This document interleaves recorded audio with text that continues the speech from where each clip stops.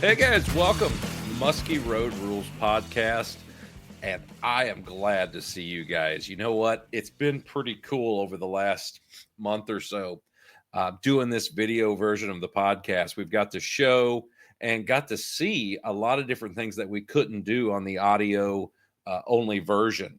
And what's also cool is the membership is starting to grow. We're getting more guys involved. There's going to be some giveaways. There's going to be some discount codes that I'm going to send out. A lot of stuff is going to be available. So if you guys want to join the Patreon, it's real easy. Go to Patreon, Google, or search Muskie Road Rules. Will pop up. Become a member. I suggest becoming the highest member because then you're going to be eligible for more of the things that we got going on. On today's podcast, guys, we've got a really cool thing here. I've got Andy Muntz from Muntz Angling, who's going to be talking some fly fishing, some castable flies, things that are getting a little more popular in the muskie world. So let's get him on here. Let's go. Hey, Andy. Howdy. How you doing? Welcome to the basement. I'm telling you, look at that. That looks like that's like a Vegas showgirl style. You got feathers, you got fur, it looks like Tony Grant's basement. It's all wonderful. The stuff you need. Yes, all the stuff you need for a good time. What's happening? How was the year for you last year? A great year, honestly. Just doing a lot of fishing the way I like to do it, and a lot of water. With all that rain early in the season was just great. And then later on in the season, I just kind of moved into more of just the stuff I was building and getting to test that out. So just running some cameras in the boat. So lots of good things for sure last year. Yeah, that's cool. I mean, are you spending most of your time fishing moving water, rivers, or lakes, or do you get to do both? I get to do a fair amount of both. I always go to Canada for opening week, like third week of June in Northwest Ontario. So let's spend a week up there bouncing around, and when it's opening time around here, I'm usually hitting some rivers, and getting into summer, sometimes it just kind of follow the bite as it kind of lays itself out, with whatever the rainfall and the weather and all that's doing for you. Sure. No, I get it. Now, with Muntz Angling, your company, how long have you been making baits? I guess this is 13 years. 13. What got you into it? Trout spinners, believe it or not. They're similar to musky baits, only a lot smaller. Yeah, pretty small. I got tired of. I'd always take Panther Martin to the trout stream, and I'd throw that thing, and it just basically twist up all my lines. So I'm like, well, why don't they just build a swivel into these things, Mm-hmm. And then I decided I'd put a place to kind of grab at the back of the hook, and then you load up the rod and kind of shoot it. So I just made some trout spinners that had two features that all the other ones didn't. So Sure. It's kind of always been wanting to apply some different ideas to the whatever kind of fishing I'm doing. Sure. And it got you into making some of the bigger musky stuff, and you've really done a lot with like the castable stuff and some really, really unique things. And now this year, the new bait that you guys have out is your neutralizer fly, right? I do. Yep. It's kind of the fly that everybody's been asking for. It's basically, it's an articulated build here. I got one in my hands. You can see that it's just completely segmented, and it's independently weighted in buoyant sections. Guys have been asking me for something like this for probably since I came out with my original convertible bait cast fly. That's more of an all one piece type of build, and just a lot of engineering really had to go into how do you make it heavy enough to cast. How do you make it come in without blowing out at the surface? How do you give it some good action?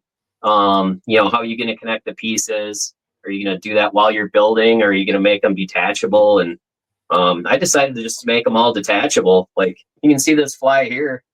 I was building like 3 of them, so they're all just independent sections. They just split ring together. The tail's the tail, but the other front 2 pieces are basically interchangeable in whatever order you want to put them in, and you can put whatever type of hooks on them, and you can add weights to dial in the sink rate. So it just lends itself to being way more versatile this way. Sure. Now here is, I've got one up on the screen here. It's the black and chartreuse. What did you call it? That'd be the lime liquor. Lime liquor. Definitely a popular pattern last year. Yes. Wow, it's anything black and chartreuse. I mean, any color's good as long as it's black and chartreuse. Yep. It's so I mean the cool thing about this, I actually have a video here of it so that we can look at it that you sent me. And I mean, the bait just has a really cool undulation in the water, and it doesn't blow out. And where are you weighting these things? Each section, like, I guess the best way to show you is just show you the skeleton. All right, let's do this. I'm going to pause this and I'm going to make you bigger here because that's what people want to see. They don't want to see my ugly face. They think that's Jane Lynch wearing headphones.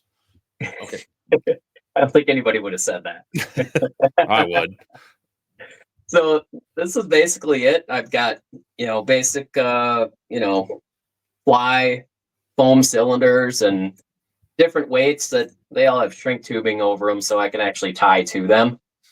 And then you can just see the split rings that connect all the sections. I mean, this is the same thing with an added bait head. These are optional, but that's what's behind all that stuff that you just can't see.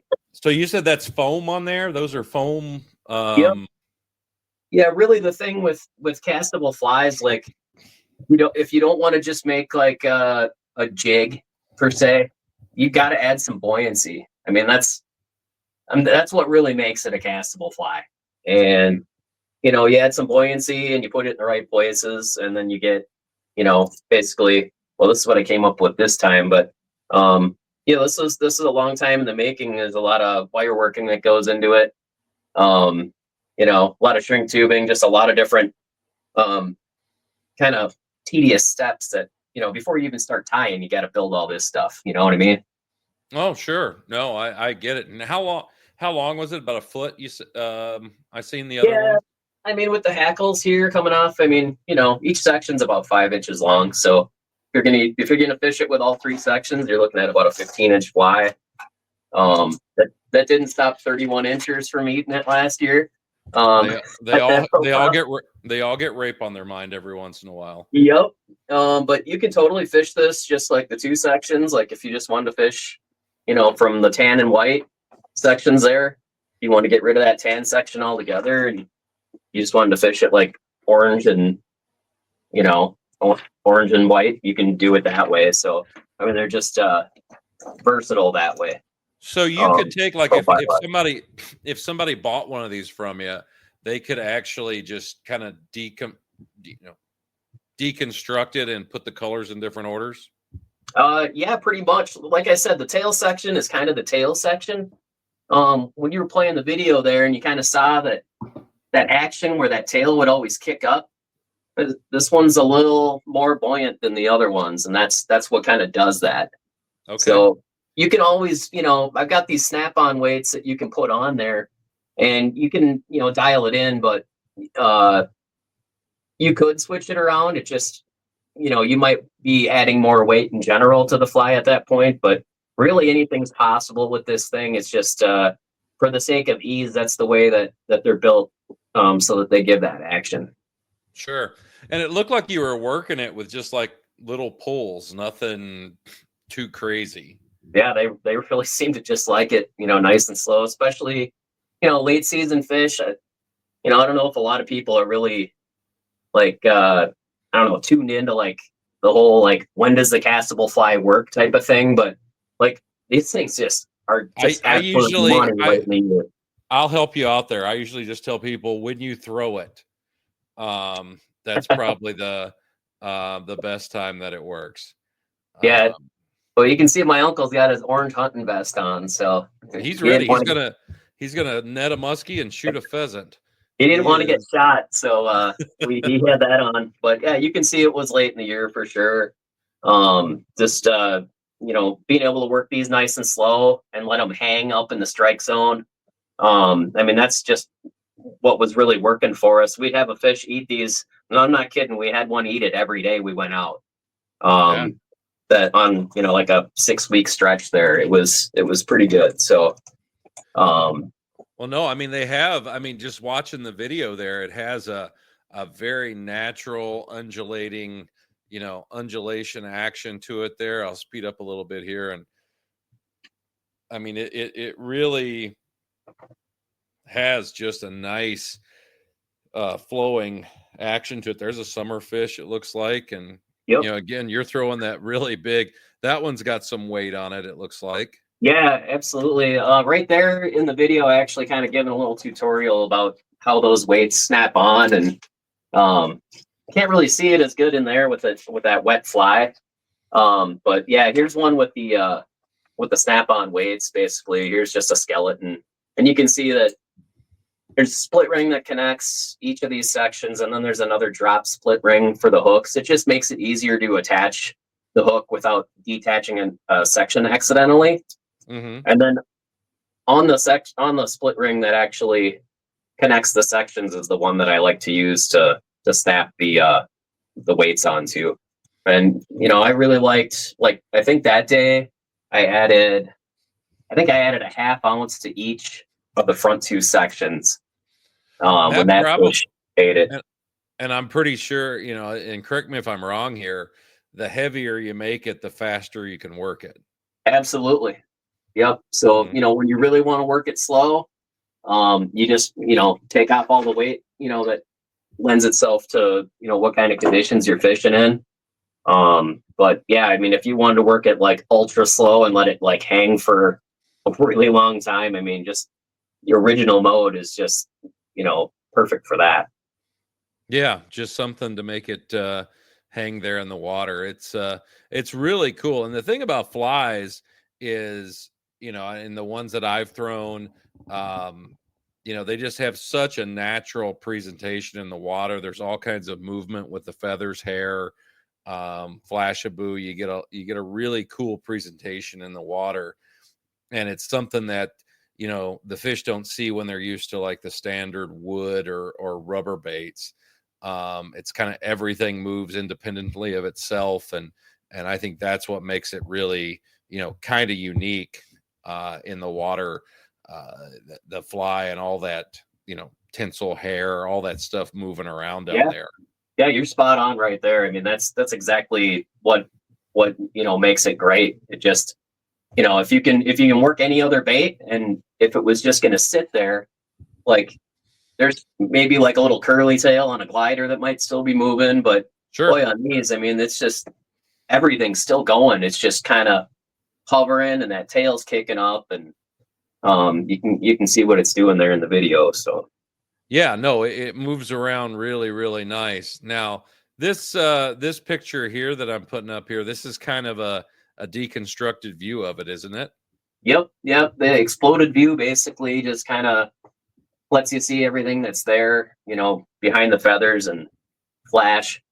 I think the couple things to point out are in the back, you can see there's a chartreuse and an orange tail there. And like, maybe it's not the greatest example on this particular fly, but like if you just had like an all black fly and you had a couple of different dress tails like that, you could just make that, have that pop color that you might want. Sure. And just add that, substitute it for the back hook. It's very just really kind of just going to interchangeable parts is really what this amounts to. And, if you wanted a head on the bait, you can see that's in the front. They just attach there's a snap, and then you just push it back on the head, and then boom, you got a head on the bait if that's what you like. So now the other thing here too is these baits are very versatile, but I'm also seeing here, and it's something I know you make, and that's the weedless trebles. Yep. What kind of maybe explain that to people a little bit? The whole thing with the weedless trebles is, well, You don't I like mean, weeds. yeah, I mean, there's some people who just, they've had enough of the whole thing. And I mean, here's an example of one. This is one of the larger wide gap chaos hooks that I do, but they're all hand tied. So I take, three different strands of wire and I tie them on there, hand bend them. Process takes a few minutes to make each hook. And Sure. so basically I've been adding them into everything I make to some degree. If people want it, it's there. If they don't care about it, kind of the nice thing with, this fly is it's not built into it, like I originally did with my other offerings. And you can, if you want it, it's there. If you want to take this fly and you want to make it weedless one day, you can do that. Go back to regular hooks another day. It's just lends itself to a lot more versatility now. Yeah, and the wire's super light, so if a fish hits, it's going to spring that treble Oh, open. for sure. Yep. Yeah. It's just, they pop down. I mean, even pike they'll find their way to get every hook in them. And, it's, I've always said when the world ends, there'll be cockroaches and pike. It that is, is that. yeah. So there's no worry about a pike being hooked. It's always going to be hooked. Yeah. And the wire actually bends back pretty well. It's pretty resilient. I mean, you'd have to have one do a pretty good number on it to actually break any of the wire. Obviously, with muskies and lighter gauge wire, I mean that can be possible, but for the most part, I don't wreck hooks when I'm out there. These things last for years. Sure. No, I totally get it. Well, now why don't you? Because I'm a moron. Show how you kind of tie a section there of that. You've got it all set up. You should see me tying stuff. I use like dental floss, pieces of a line I have in the boat. It's not a bad thing. I actually string some bobbins with monofilament line to get a little more strength sometimes. So that doesn't sound too crazy to me. When I'm trying to tie a bucktail, mine look horrible. Mine look like if that bucktail was modeling in the 70s, just hair everywhere. It would just be awful. Yeah, hair is tougher than I think a lot of people think. It really likes to move on you. Having the right kind of head cements to kind of, give it a little bit more grip, really does help. But I kind of tie these sections a little bit like this is basically a tinsel skirt that's already on the fly body. So to do you speak. start when you're tying this? Do you go backwards, tie the end, and then work your way up? Yes. Yep. Okay. Yeah. So there's two goal points. I wouldn't have known that. So I've already learned something. Yeah, I always pretty much every bait I make started at the back and then move it forward. So basically on here I actually tie right on the foam. And I use this Loon hardhead cement. It's just pretty standard stuff. It just basically cures in the air. It takes probably about an hour or two to set pretty good. But it wipes up easy, and then when I'm finishing, the actual outside, I'll use this ultraviolet stuff instead, and it just cures in like next to no time. So you just use an ultraviolet light that goes with it, and then you'll see me using both. So I kind of flip between both here, but get my orange feathers back out here. Find some black and white stuff earlier today. What kind of feathers are those? Well, that's a good question. So these are this big wide one here. This is whiting American Cape. And like the cool thing about these is they give a lot of like width and structure. So like I'm gonna pull a few of these off of here. Just kind of index this and pull off like 4 at a time. All right. So you can see that's a pretty good wide feather right there. Yeah. It's like over an inch wide. I mean, Hmm.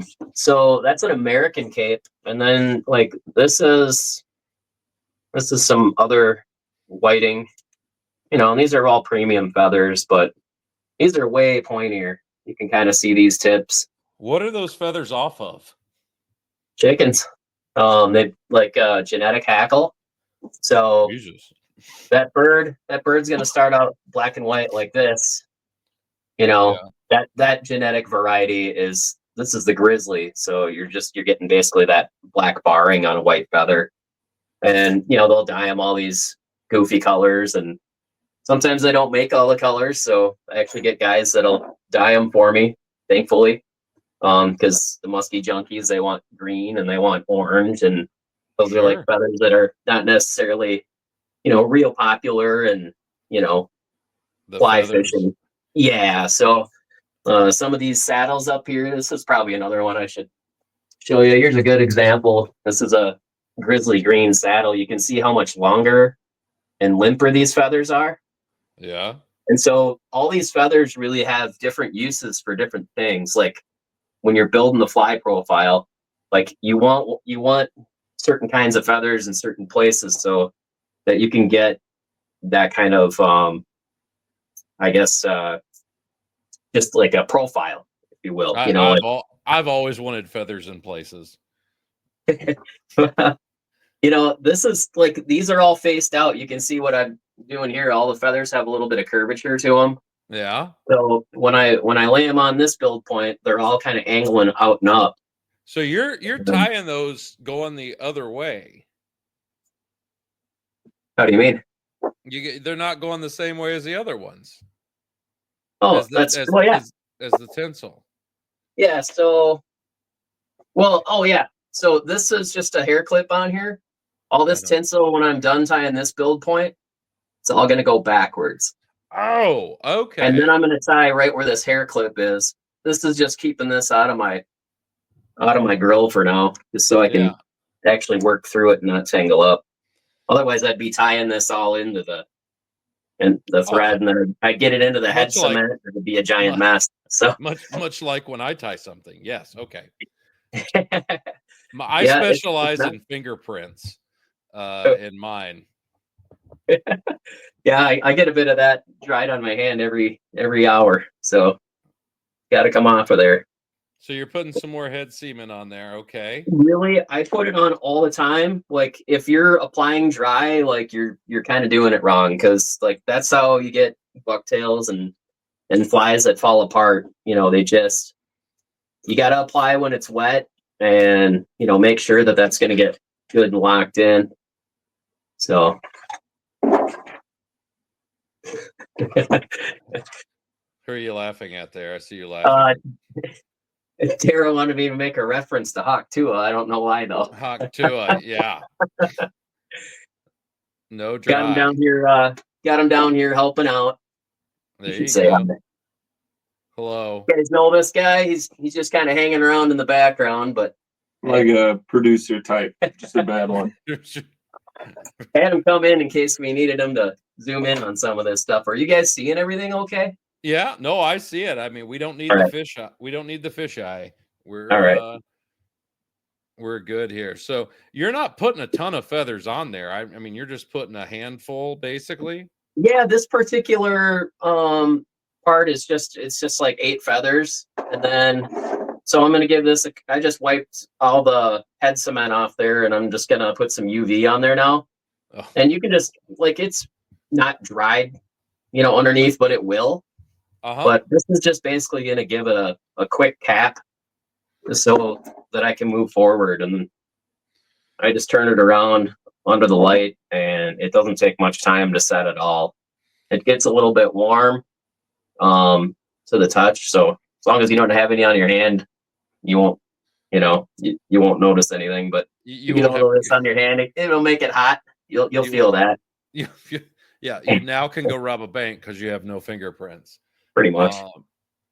So this is done. I mean, it's tacky, but it's dried. So I can take this hair clip off, and I usually just grab a bigger one and just move all that stuff back.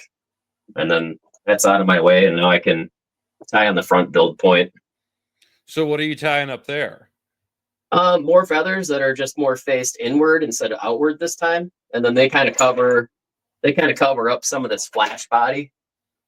So you saw this other orange section I had here. I'm basically putting these feathers that are on the outside, and then I'll loop into making this thread wrap, and I'll just put 3 or 4 coats of the UV stuff on there, get it nice and durable, and so it lasts a good long time. How long does it take that UV to like completely dry?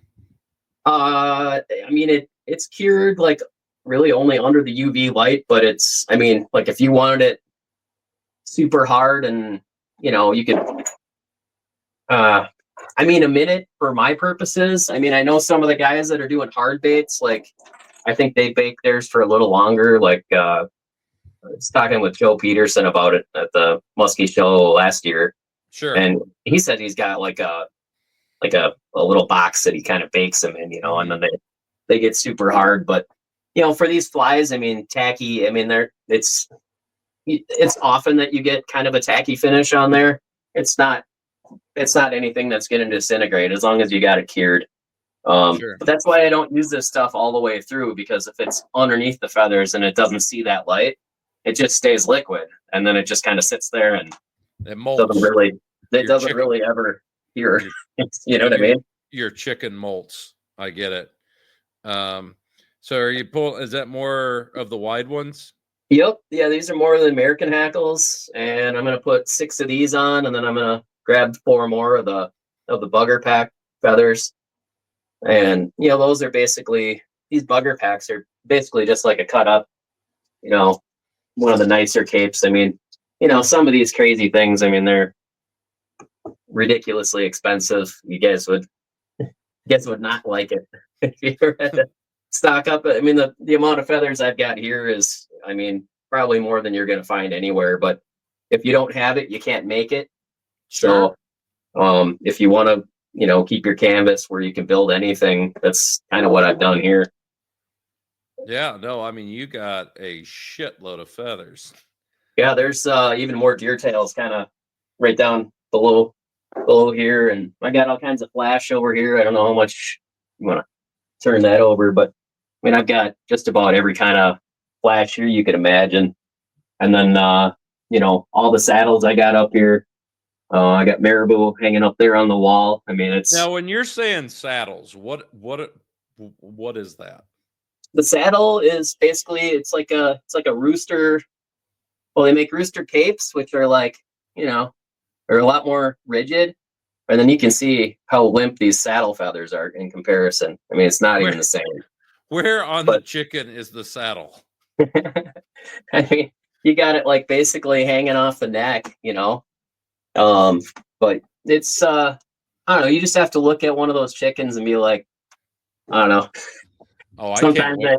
I can't wait to go just stare at chickens now and be like, there's the saddle. Man. And just walk around like a chicken farm and like be super impressive. Yeah, well, sometimes you just look at a chicken and like if you'd like to have that chicken hanging on your wall. Exactly. I mean, I wonder if it's how Colonel Sanders got his start. I was in this was really funny.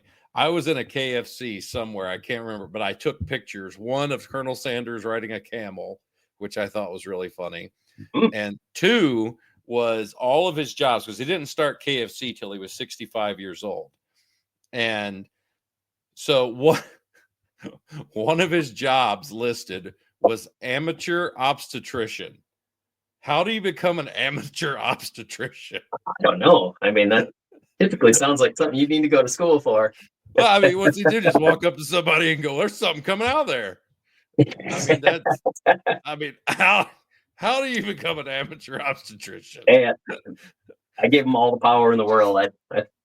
He's a class act. Yeah, well, he's something apparently. I mean, it was everything. I mean, he was like a amateur ferry driver. I don't know. It seemed like a guy that just was like, you know what? I'm just looking for my place in the world. And at 65, he found chicken. And Yeah, you can reinvent yourself whenever you're ready, I guess. You know, he yeah, didn't have a problem doing it at 65. no, no.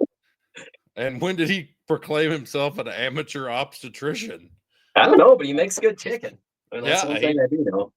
he did a good job. So now that thing's really coming together. You got all like the perch bars in there and all the cool stuff from the chicken neck or whatever Yeah. that was. Yep. So this is basically just ready to kind of get its last coat ahead cement if it's too dry. I'm gonna wrap it up pretty good. You know, like when you see little ends sticking out, you just kind of want to get those all contained. And I mean, I don't let anything come out of the shop that's not A grade. So just Words making to sure live you by. spend the time. I just take my finger and kind of wipe off this excess. Just spin it around. It makes it a lot easier. And then just blot it off. And pretty much now it's just ready for UV. But one of the cool things that I have, my little arsenal over here is I got these glitter that are in these UV bottles. I actually like took a funnel and dumped glitter, and so I got all these glitter bottles, and it's just way cleaner than taking glitter that's loose and trying to get it on the wet part. In So other this words, just basically, contains the mess. it looks better than anything I could do. Thank you. Yes, I know.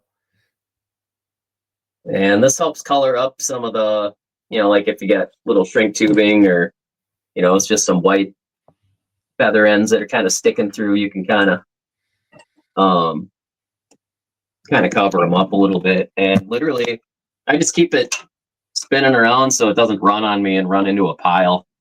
Sure. Have you ever sneezed on it before it was dry? No, Oh, all right. I don't think so. Not saying I would do that. I would do that. Well, it's possible. Sometimes when we're doing the shows and I'm tying there, I'll get some gal that'll come in with some perfume on there, and I have sneezed the feathers off the table before. She walks up to you and is like, "Hello, Yeah, do you have a migraine? Let me help." yeah. Sometimes I just can't seem to get past that smell. This is like some opal glitter that just kind of gives it a little bit of. It's like a little bit of a different kind of color tones in there. Okay. So after I put a base layer of orange on there, I'm just going with some of this opal. It just kind of brings it up to the next level.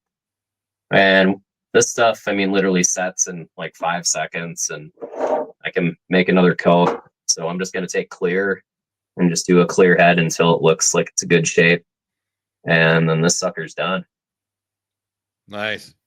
Well, that's pretty cool. I've, my tying of stuff is nowhere near that neat. It usually involves both hands, my foot, and my mouth to hold it to tie something, and it does not look like that at all. But no, that looks really cool. All the orange and stuff that you got in there. That's pretty wild.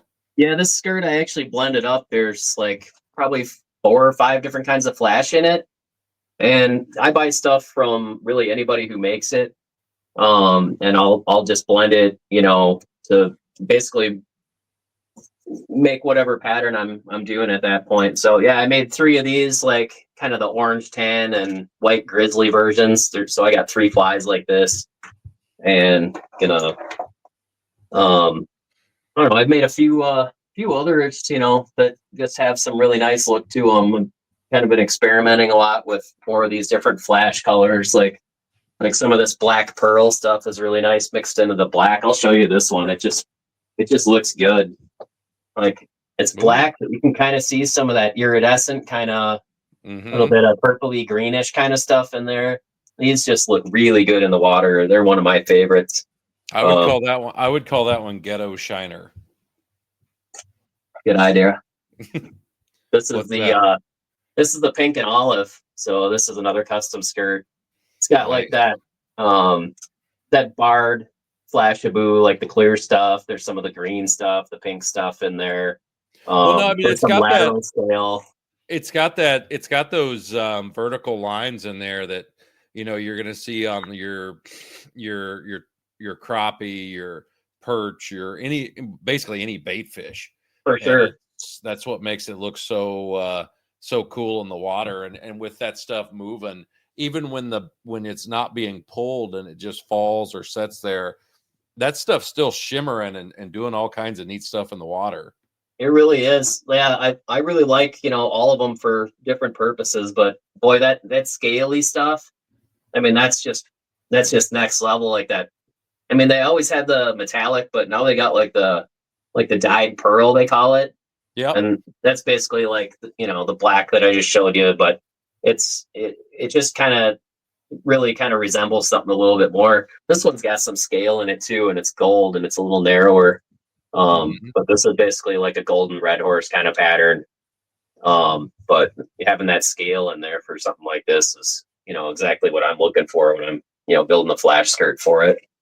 Sure. No, it's pretty awesome. But now let's talk about. Go ahead. Yeah.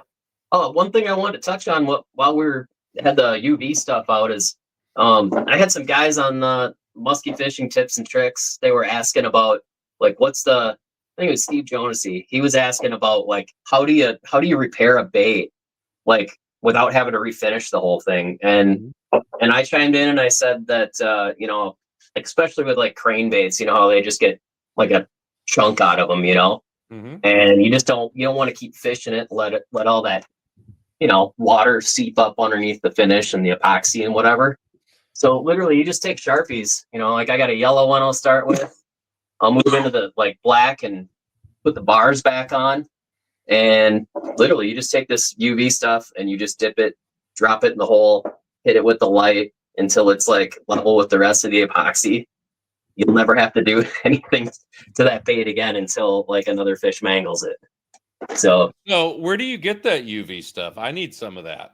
I think you do. I get mine from Loon. I've been buying their head cements for a number of years, probably 10 years with all their stuff. And the one I like the Fin, which is actually not that runny. That's what I was just using here on the fly. It's this UV fly finish. It's thin. Seasons on the Fly makes a pretty good one. But I tend to like the brush on the Loon bottle better that it comes with. So I kind of recommend that for the bait repair purposes. And they have this, I think they call it the Infinity Light. And it just, you know, it's USB chargeable. And you can keep this like in a waterproof box in your boat. Next time you get a bait destroyed and you're out there, like having this out there, I mean, you got to get out of the sun when you're going to repair it. Otherwise it'll cure your wand hard, you know, when you're in the boat, if it's sunny. But if you get, you know, under the console or in a hatch or something where you can work on it out of the sunshine, you can get right back fishing that bait. So I just thought that was a good thing that, you know, that I've kind of stumbled across that I think a lot of people would find useful for sure. No, I think that's a great idea. I would have never thought about that. And I've always been afraid of UV lights because I don't want them near my bedroom. I do not want any UV light around me. I find that horrible. I'm part Irish, so no. But let's look here again. You've got another one. You've got the Exchanger bucktail. I do. So I'm going to bring that up here. This is some stuff that you got going on here. What is it? I mean, you can basically make anything from it. Yeah, it's about as versatile as you could kind of hope for. The bucktail body itself, and I got one right here on the workbench, but this is, you know, no blades or anything attached to it. It's a coil with a piece of wire through it and a keel weight, and it's all just kind of built, you know, where you've got a horizontal eyelet on each end of the bucktail section, and you can add any of those blades that you see there. Sure. You can turn it into a surface bait with that Delta surface. You could turn it into a chopper prop combo that has reverse spinning chopper props on it. There's a search bait blade. There's a couple different sizes of bulging blades. So hey, let me ask yeah. you this, because I seen these clevises at the Ohio Muskie Show this weekend. Yeah. On here, you've got these clevises. It's the far one there underneath with the chartreuse and gold blade. Yep. What is that? I've seen those. Those look neat. That is a clip and spin clevis, and about 6 or 7 years ago, I worked with Worth Tackle on that. They made a walleye size, and Adam Colbeck came into the booth, and he's one of the reps. He always stops into the show at Wausau, and he came in and he's like, yeah, he's always trying to pick my brain if there's anything else that I feel like people might want. And I said, well, you got one of these walleye size clevises here, and I'm like, well, what if we made them for muskie? And he's like, well, what kind of wire do you think we want to use for that? And I'm like, I showed him the ones that I spun up with like some 051 wire. I hand made them, and they took like 10 minutes each to actually make one for me. Yeah. And well, then spinning got it for their guys, and that's unbelievable. 051 is really heavy to be doing with your hands. Yeah, well, I do that anyway, but you can only do so many of them before you start, making blisters on you. Yeah. But basically, you just lift up the end of it and you just snap the blade on. So, with these, like, they work pretty good. They're not foolproof. Like, if you get a backlash or something, could you lose that blade? It's possible. It's happened to me a couple of times, but if I lose 2 blades a year, I don't really care. I just, I like having the adaptability, where you can just, and you're not married to this blade set on this bait. If you ever don't like it, you just put a different one on. But it just gives you, versatility. If you didn't want to have a whole bunch of these different, wire sections that are, made up with whatever specific blades, you can just get these clevises and just pop them on and off. Who makes those? These are made by Worth Tackle. Can people get those from you, or do you have to go to Worth? I make the blade sets. Like, I've got a whole bunch of different parts, and in fact, I should show you the parts racks before we're done here. But everything that you see that's like on that bucktail, I've got basically pre-built. Mm-hmm. Like, and that's gonna be a totally new thing at the shows for me this year.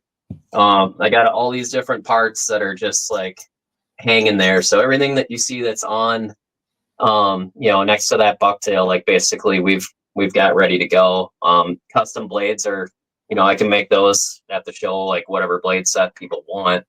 Like the orange one there, Sure. where it's like a fixed clevis, and then you just pick what you want. That's easy enough. But everything else is kind of like pre-built and just kind of hanging out. Yeah, and I think in the video here you've got a little bit of it. Here we go. You Yeah, got so like that's a chatterbait blade on the front. Yeah, that's one of the fly sections, and you can either use a fly section, or you can use the bucktail sections with all these parts. They're really pretty interchangeable that way. Just keep in mind that the fly sections have that added buoyancy, so they might work a little bit different. But there's that snap-on weight kit that you can always dial in the weight as you need it. But if you wanted a bucktail that kind of came in, riding high, that had a little bit of, lift to it, that's totally like if you had the extra section of fly that you weren't using, you just pop that on a blade set and start running it. Yeah, and here's Mr. Glenn McDonald showing some hooks and stuff that you're doing. I'm just seeing if we got. Yeah, some I get a lot of people who really like the rubber baits with those, like he had right there. Whether it's like a swimming style, or if it's just like your rubbery tail type of stuff, but he puts the magnets in there and it keeps those hooks nice and tight. Yep, you can see it right there. And that's a favorite. I've got people who ordered from me a couple of times, and I always ask them, what do you guys putting the hooks on, and they usually tell me it's rubber. Sure. No, that's a great way to keep them high, keep them up close to the body, pin them in, and it does a really nice job. I see you got some with top water there. And then here's some of your blade sets here. The Exchanger series. I'm looking at the video now, and I mean, Jesus, you got a ton of shit. Yeah, you can do a ton of things with it. And I mean, I just go to the lake with like a little kit, of like different attachments. And, I got a couple of bucktails that are in the box, and I've got, a couple standard treble hooks. I got a couple of weedless treble hooks. I might have a couple of dress tails that you can put on there to just get that little bit of extra, color in the back. Like if you want to put a little pop of orange or red or whatever on a black bucktail, like you just pull that out and snap it on. Sure. I think one thing that I wanted to point out too was like I've taken this clear vinyl tubing, and it just slides. This is a 5/0 VMC. It just slides over the hook, and if you want to keep that back hook from swinging around, and a lot of people like to shrink tube their bucktail hooks in the back, so they don't swing around and catch the leader, right? Mm-hmm. So, well, when you split ring this onto the back of the bucktail, you just take this tubing and you just slide it up over that split ring, and it just keeps it rigid. I got one right here. So you can see that this one's got a tail spinner on it.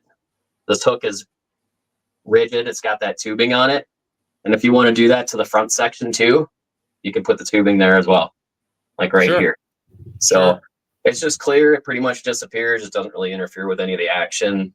I got a couple different sizes that basically work for really any bait. Yeah. No, that's a cool little trick there to help keep it. That way you're not dealing with shrink tube all the time, and you can just easily do it, take it on, take it off. Yeah, if you want to go from weedless to a regular hook, I mean, the weedless ones aren't going to wrap around your leader because they've already got that wire there. So, I mean, you don't really need the tubing with them so much. I mean, you could put it up to, where it butts up to the hook, wherever that one hook went. But, you know what I'm saying? Like it could just kind of keep it there. But I just feel like it's not really as necessary with the weedless hooks. Mm-hmm. Yeah, no, I mean, I think it's cool. And this Exchanger series here, I mean, the stuff that we're looking at on the screen, you're showing there, the plastic, how it'll hold on there. Just a lot of cool stuff. I think you're going to have, it sounds like your booth is going to be quite full. I wouldn't know. I haven't been to a show yet. I know. Are you going to do any shows? Well, that's the thing. I mean, I kind of bit off a little bit more than I normally, bite and chew in a year, and I kind of tripled it this year. So I'm doing all the shows I'm doing this year. I just waited as long as I could, and I'm doing them all in March. So okay, I'll be rolling out to Muskie Max for the first time. Obviously that's March 1st and 2nd, and then I got my home show here in St. Paul, Minnesota Muskie Expo, and then the Wisconsin Muskie Expo the weekend after that. Kind of wrap it all up. Well, it sounds like you're going to be quite busy. You got a lot of stuff to show people, and I think it's awesome. I love all the mods and the stuff that you're able to do, and I love the way that you're thinking on this stuff. I really like any of that. Andy, before the shows, if this gets out, this will probably come out before the shows that you're going to be at. Let's say somebody can't make it to those ones. How can they get a hold of you to maybe buy something? Yeah, so all the new bucktails and flies, like the neutralizers and the exchangers, I just loaded them onto my website last week, and I won't make them active for purchase until after the Wausau show is done. Mm-hmm. But I do plan on running a like expo type, free shipping type of thing. So I'll get that kind of dialed in, but I think what I put on there was March 19th is the day that I'm going to kind of, be able to be home and activate it. And then I'll be filling orders basically in, order I received them. The last couple of years I've gotten kind of busy in the winter. I mean, I'm just making them all myself. So I've had all the orders out by May 1st every year. So most people are pretty good with that. If they gotta wait, 6 weeks, so be it. But that's as fast as I can crank them out. Sure. I think yeah, you can kind of see a lot of the stuff. I put all the neutralizer patterns that I built. I think I'm only like shy on like parts for making 2 different patterns right now. So those are all on there, and I'm just got to work on the exchangers. I've only got like 2 patterns done, so that's all that you're gonna see on there. And there's also the mini exchanger, and I got a whole bunch of parts racks here. If you guys want to take a quick gander at what you're gonna see at the show, Sure. it's all hanging out here. Swivel.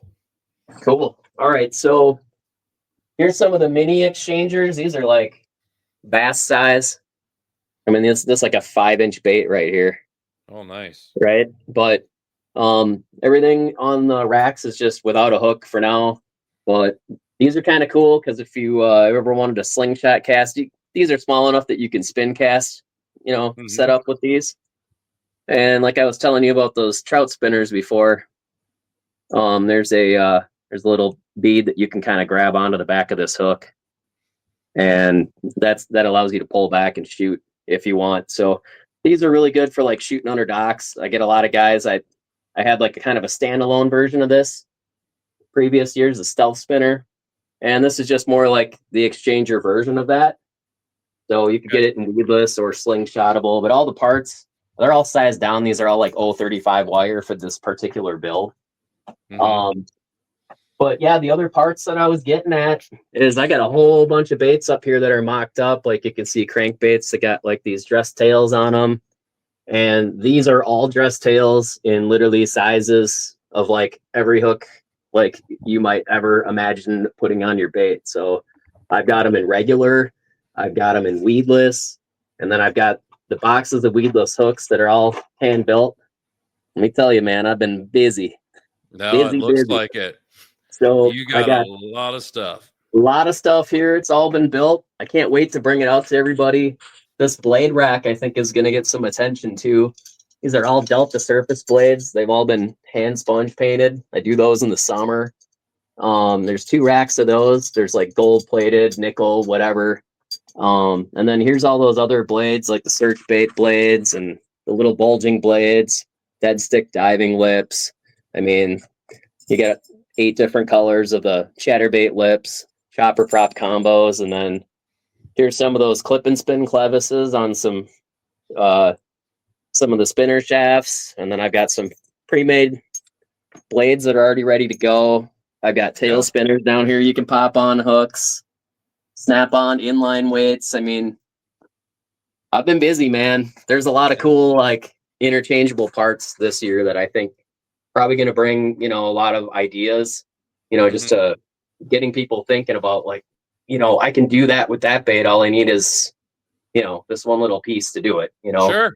No, I get it. I love that. I love the Frankensteinish look of it, of combining stuff and making it all together, and you can add it to different things, whether it be a spinner or a crankbait or a whatever thing.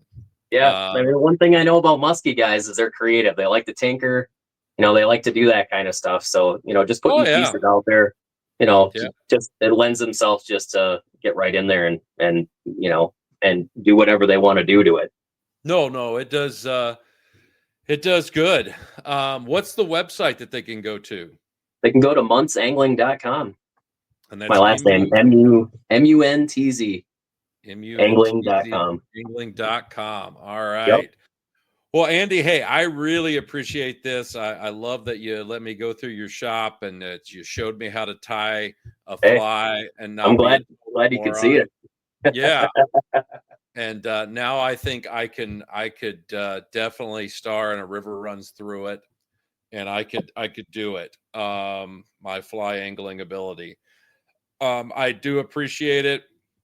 And as always, I love having you on the podcast. We'll do it again. And I'll see you in March at some of these shows. Yeah, I can't wait. It's going to be great. And I know it's always a good time. And all these shows are great. And I'm looking forward to meeting everybody out at Muskie Max too. All right, man. Sounds good. Hold on the line for me, okay? All righty.